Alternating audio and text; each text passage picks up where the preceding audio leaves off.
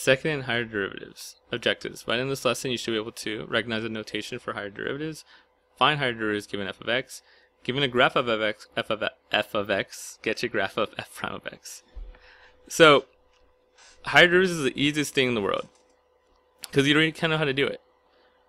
Higher derivatives are just retained by just taking derivative again. That's all it is, right? So like, let's say y equals x to the fifth. Y prime, like, oh, no, do that. Bring it down, subtract 1 off. Done. Do you want y double prime? Second derivative? Hey, do it again. Run that back. 20x to the third. You want y triple prime? Do it again. 60x squared. And so on. You just keep on taking derivative. That's how higher derivatives work, right? So the second derivative is if the ff and f prime are differentiable, then second derivative is derivative of the first derivative. That's all it is. Just keep on taking derivative. This is a notation for it.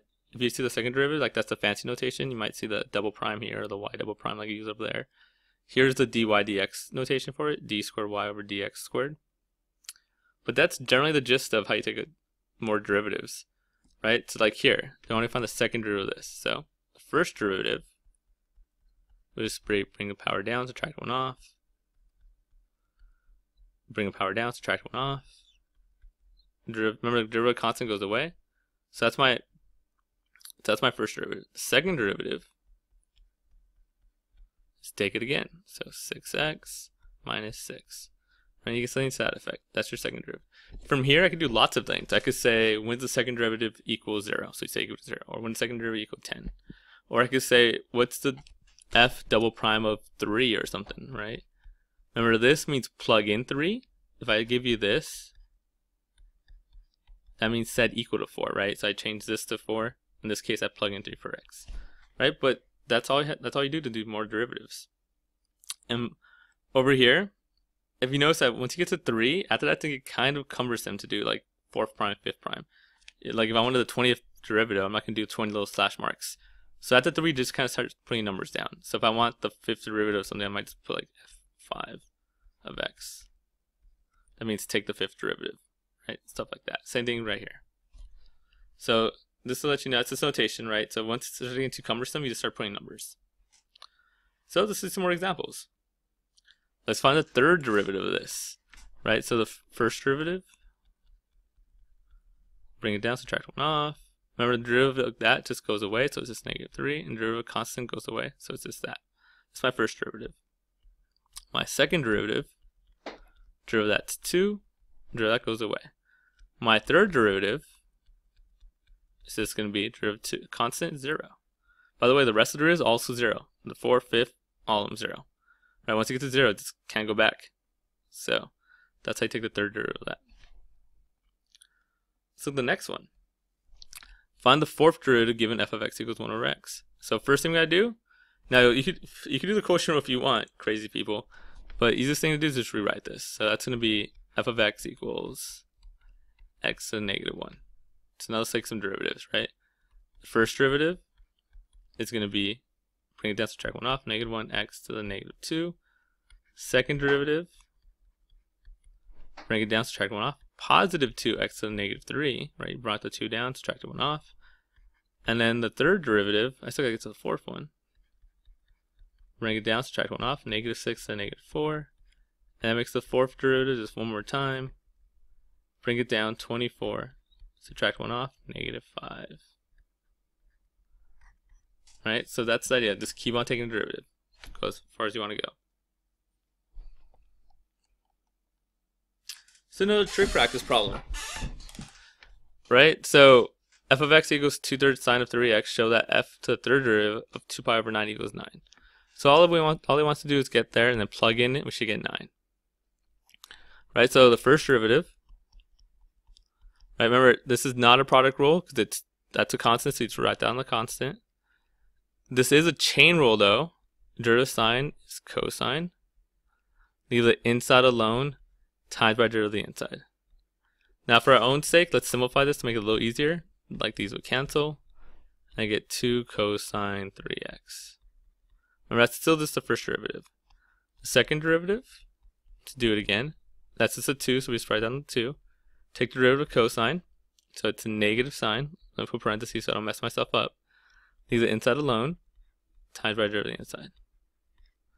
Right, so let me simplify it again, because again, we're going to take a derivative, so it helps us.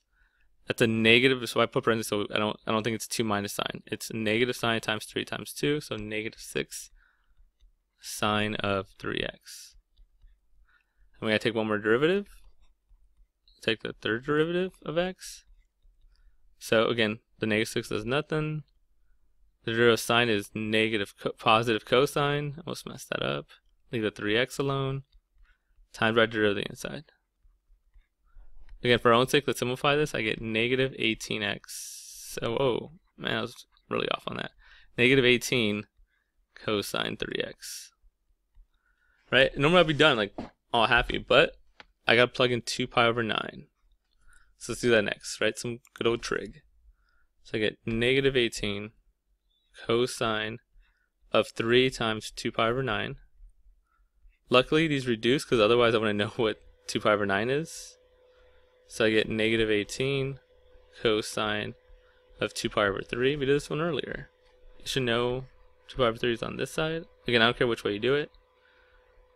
So 2 pi over 3 is over here somewhere. This is 60. Negative 1. Opposite 60 is right at 3. Hypotenuse is always 2. Then cosine SOHCAHTOA TOA. Again, I don't care how you do this. Vox, memorization, whatever you want to do. So this is negative 18 times negative 1/2, also known as 9, which is what they had.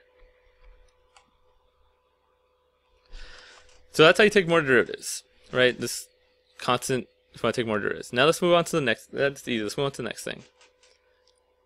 Something we talked about before, but now we're going to expand on it. How to graph the derivative function. So if I give you a graph, how do we get the derivative?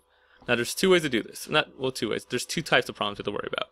First is the one we should kind of know already. What if they're all lines? Well, if they're all lines, if they're all linear, then we could actually find the derivative, right? I could find the slope of this line. That's what derivative means. Slope of a tan line. So I can just find it. From here to here, from there to there, my slope is rise over run, negative 2, I could count, over 2, so negative 1. My slope here is going to be negative 1. So on my graph here, I should be negative 1 between there and there, between negative 5 and negative 3. 1, 2, 3, 4, 5. So between here and here. So I should be at negative 1. Right, because my graph right there is, the slope of my tan line right there is negative 1. So between my negative 5 and my negative 3, I should be at negative 1. And the next one, from here to here, I went over 3, I went up 3, so positive 1. So from negative 3 to 0, I should be at positive 1. Now you might ask, why do I have open circles instead of closed? Because remember, you can't take the derivative at pointy spots, right? You'll learn more about this later on, but those are indifferentiable, so we can't take derivative there, so we just do open circles. So now we're going to do the next one there. Now this one, again, it's a straight line, so I can find a derivative. So let's go down 1, 2, 3, 4, 5, 6 over 1, 2, 3. So negative 6 over 3, I get negative 6 over 3, rise over run, is negative 2. So between 0, 1, 2, 3, I should be at negative 2. So from here to 3, I should be at negative 2. So from here to here. Right? And then one last one right here. Over 2, up 1. My slope is 1/2. So from here to the next 2 terms, you get 1/2, so like in between here.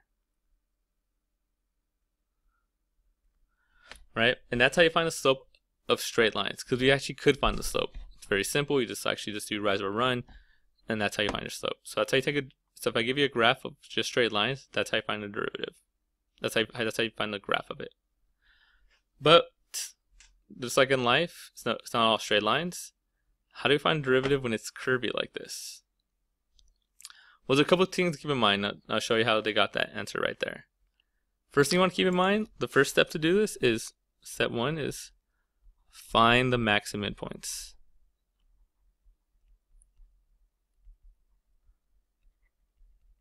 Because those are your zeros for f prime.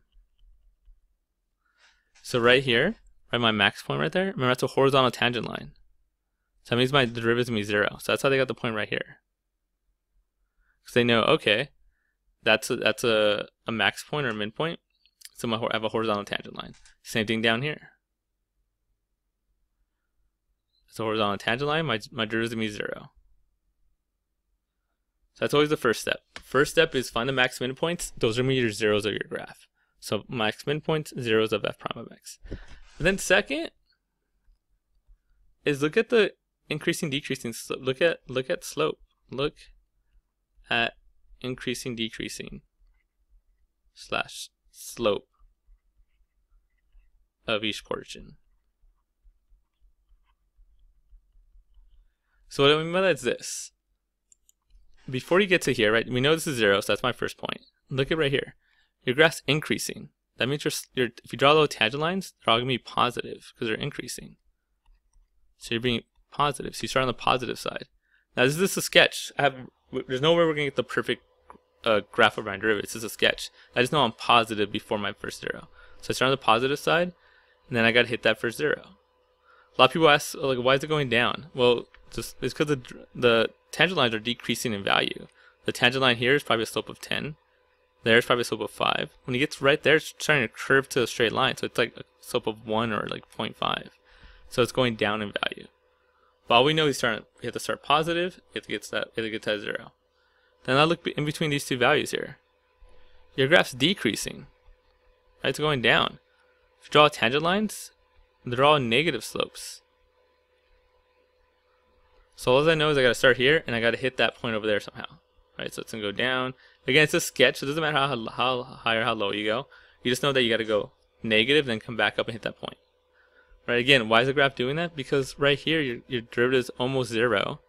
Then it gets a little bigger, probably the very big right here, and then it starts slowing down again, starts curving back to 0. Then finally, after this point, if you look at your derivative, it's increasing, so all your slopes are positive. So from here on, you're going to be positive.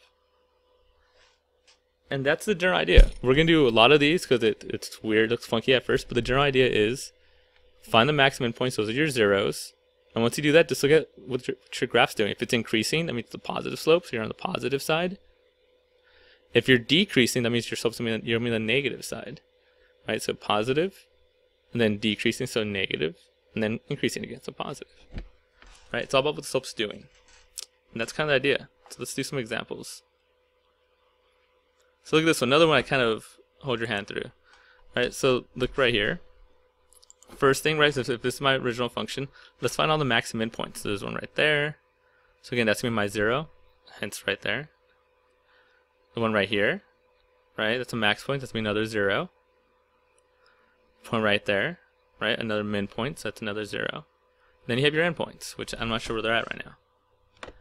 The next thing we do is, what's going on? Before my first 0, my graph's decreasing. So remember, that means that should be negative. So you start somewhere in the negative. Again, this is a sketch. And you got to get closer, so you got to hit your 0. Right? Again, why is it getting close to 0? Because it's getting smaller and smaller. So you're like negative 10 up here. And now you're like negative 0.5. So you're like a negative 10 and you go closer to negative 0.5. And between these two, you're increasing. So you're above the graph. Again, it's just a sketch, so who knows how high we go.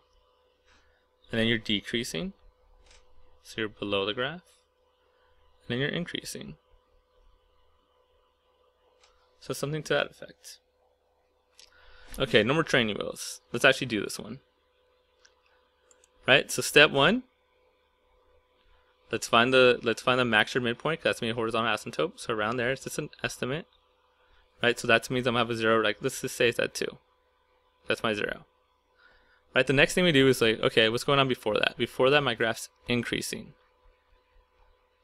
Right, so I should be on the positive side. So again, this is a sketch. I just start somewhere, and I got to hit that point. Should have been more of a straight line, by the way. Right, so I just got to hit that point. And after this, so again, if you're wondering why, it's because you're like, right here, you're at a positive 10 up there. Then you're like at a positive 8. Then you're like a positive 5. You start curving, you start getting straighter and straighter, so it's smaller and smaller slope. So then you get to 0. Same thing here. Now you're decreasing. Minus, so your graph has to be on the negative. And that's the derivative of that. So the derivative of that is essentially this, right? So increasing, so positive, hit the 0, and then decreasing, negative. Let's do another one. Right, remember step 1, find the zeros, find the max and min, so right here. Again, that's not a perfect graph, let's say it's right there. Sketch. Find the other one right here. Around 1, I guess. Right, then let's look what's happening. Before our first 0, my graph's decreasing. So it should be, again, what does that mean? Here's positive, here's negative. That means my slope is negative, so this is my derivative. I should be on the negative side. So again, it's just a sketch, so like something like that. And then my graph's increasing. Not very stout, but it's increasing. Then my graph's decreasing. So something to that effect. Again, it's just a sketch, but that's the idea. Decreasing slope, so negative. Increasing slope, so positive. Decreasing slope, so negative.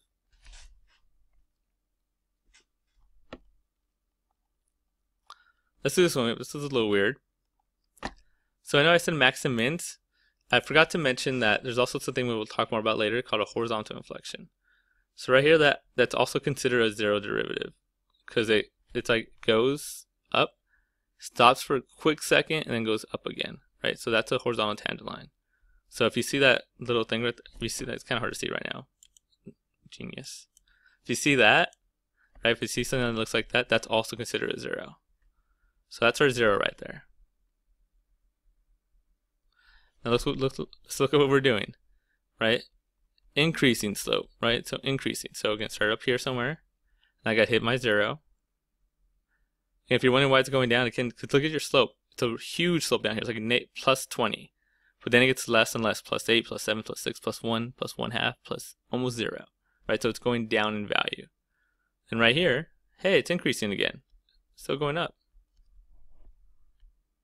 So it's like that. And by the way, this also just makes sense mathematically. This graph right here, look at it. That's an x cubed graph. Take a derivative of that, you're going to get 3x squared. Hey, it's the parabola, right? It makes sense. Same thing happens with some of these. That's an x cubed graph. Take a derivative, you get x squared. This is a negative x squared graph, right? This is like a negative x squared something, plus 4, whatever, right? Take a derivative of that. Negative 2x plus 0. Right? Hey, it's a negative 2x. And again, that wasn't the perfect equation, but this is a negative slope. Right? It makes sense mathematically and graphically and analytically. Okay, next one. Next two, last two. Look at this one. Now notice this one's a little different, right? There's no max or min, there's that, but remember you can't take the derivative there.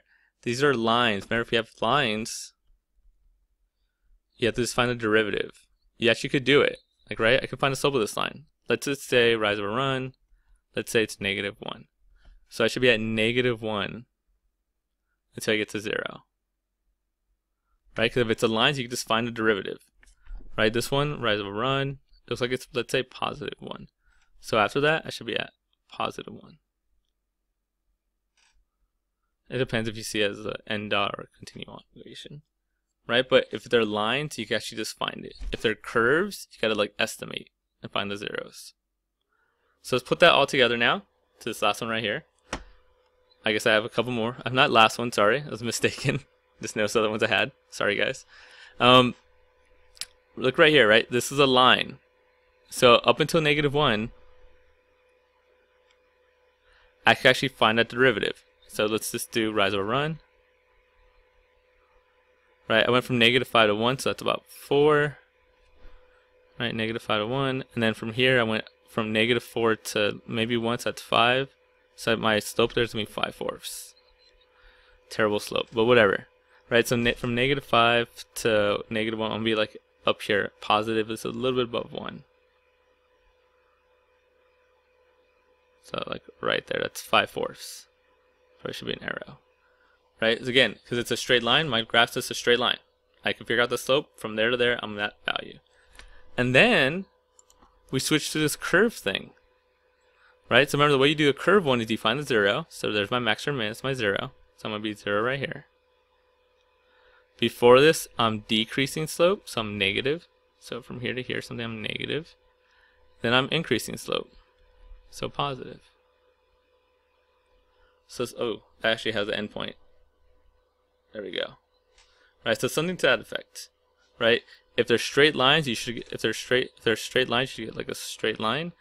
If it's a curve, you gotta estimate it. Now in my case, it's a straight line also because it's parabola, but that's the general idea. By the way, I didn't talk about the straight line thing, right? Like, so over here, it's not good. Let's do it right here, right? If I gave you a straight line like, right, 2x, what's the derivative of that? Well, just 2. That's why it's a straight line, right? I can actually find the slope of that, and the slope of that's 2, so straight line at 2. Okay, last page. So what I'm gonna do here, why there's so many graphs? Let's keep on taking the derivative. Let's do the first derivative, then let's do the second derivative. Let's do the third derivative. Let's do the fourth derivative. Let's do all of them. I mean, I could keep on going forever, but let's do these. Right? So it's a curvy one. So let's talk about. So remember how to do that. We find the max min points. Those are 0. So again, it's just an estimate right there and right there. Right? Before that, it's increasing. So I should be above the line. After that, I'm decreasing. So I'm below the line. I guess it's a sketch. It's not the best sketch, but whatever. Let's go with it. And then after that, I'm increasing. It's like that. That's my first derivative. Now for my second derivative, I just do it again. Just like how we take higher derivatives. Just do it again. Right? So I look at this and I go, okay, where's my max min at? So even though my graph's a little messed up right here, we'll just play on with what I have. Max min would be like right there. Probably should have been 0, but whatever. I'll hit myself later. So that's my first 0. And then it's decreasing. So negative. Then it's increasing. So positive. Again, that should be more of like a straight line. Kind of like that. But, oh, that's making it worse. There we go. Straightish, line-ish thing. So, right, so that's my derivative. Then I'm going to take another derivative. Now, the reason I wanted this to be a straight line, because now it's a straight line. I can actually find the rise over run of it. Let's just say 1 because I don't want to count. So that's 1. So my graph here at 1 is going to be a straight line. Right? It's going to be 1 the whole way. Now to derive that, right? So derive this was that. Derive that was this, right? That's a straight line, so it's a straight line like that. Derive a straight line. Remember what the derive straight line is? 0. And that's it. After that, just if I wanted the next one, just be 0, 0, 0 from then on. Right? That's how you do it graphically. Remember, it also makes sense analytically. I tell you right now, this is an x cubed graph. Right? And take the derivative, you get a 2x squared graph, which kind of looks like this, but again, I messed it up. Take the derivative of that, you get a 4x graph. Well, my slope is wrong, but same idea, right? Derivative of that, you can get 4. Again, my slope was wrong, but whatever. The derivative of that, you get 0. Right? So it makes sense both ways. But that's the idea. Okay, one last thing. Now that we have all our skills, let's try to match these. Right, so let's start with the first one. So this is A. Let's go 1, 2. Okay, what am I doing? Much easier. I'll just mark this A, B, C down here. I just probably put lines. Whatever, I just want to waste some of your time. So, right here, let's find this one, right? So this is a straight line. So my slope is going to be a straight line. It's gonna be, so it has to either be A or C. If you look at it, the slope of this looks like it's 1 over 1, so just 1. So that's not just 1. This one is. So this is C. So that one's out. So we know that one, the derivative of that is C. So the next one. Right, so this is a parabola. If I was going to do the way I do this, I just kind of derive each one in my head. Like, okay, here's my 0. Right, it's decreasing. Right, so it's negative. Then it's increasing as positive. Oh, that's this one. So this is A. So A is gone. Right? 2 more left. Right, if I was looking at this one, again, to me it's just easy if you just kind of like do this. Like kind of make, okay, there's a 0 here, 0 there. Oh, they both have zeros around there, so I can't tell yet. This is increasing. So it has to be positive. Well, they're both positive there. Kind of sucks. Then it's decreasing. They're both kind of decreasing there too. Then it's increasing again. Oh well, that's this one. So this is B. Right, so I know this one has to be D, but let's talk about how it gets that. Right, so if I look at this, I have a 0 here. I have a 0 there, and I have a 0 here. I actually have three zeros, so actually I could tell from there I have 3 x-intercepts, so it had to be that one. This only had 1 0, so I only had 1 x-intercept. This has 2 zeros, so it has 2 x-intercepts, right? So that's another way to do it. But if I was to draw it, this is increasing, then decreasing, then increasing, and decreasing, right? So that's the idea. And we're done.